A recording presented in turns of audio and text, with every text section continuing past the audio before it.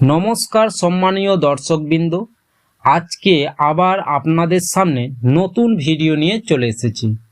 এতদিন যারা রেশন কার্ডে চাল, ডাল, আটা, গম পেয়ে আসছিলেন, এবার সেটা বন্ধ হতে চলেছে।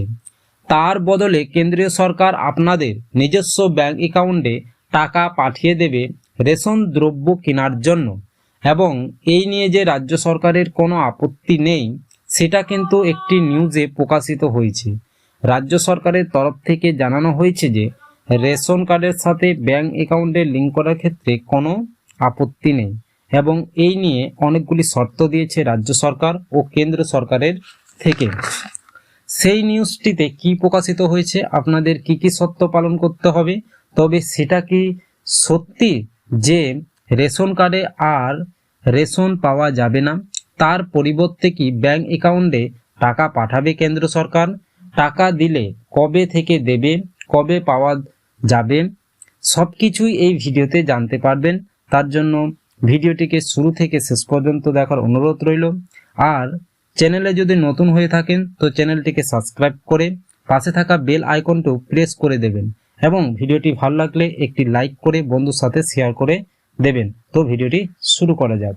রেশন কার্ডের অ্যাকাউন্ট যোগে আপত্তি নেই রাজ্যের, সিঁদুরে মেঘ দেখছে রেশন ডিলার থেকে কৃষকদের সংগঠন।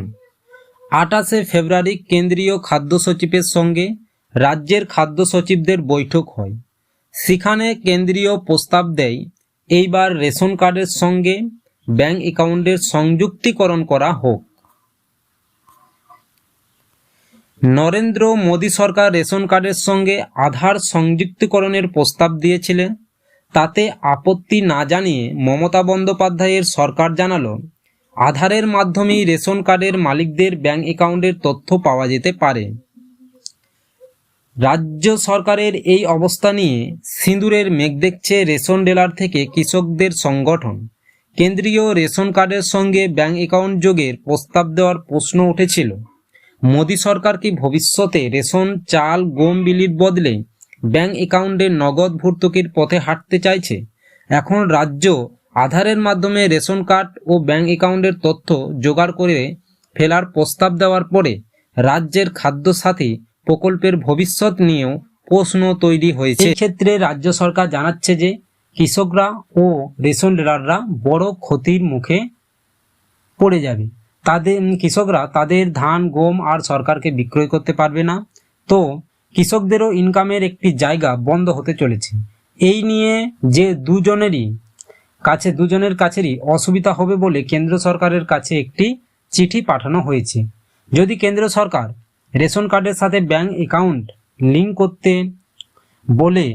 বলেছে, যদি তাই হয় তাহলে আর আপনারা রেশন পাবেন না, তার পরিবর্তে ব্যাংক অ্যাকাউন্টে টাকা দেবেন কেন্দ্র সরকার।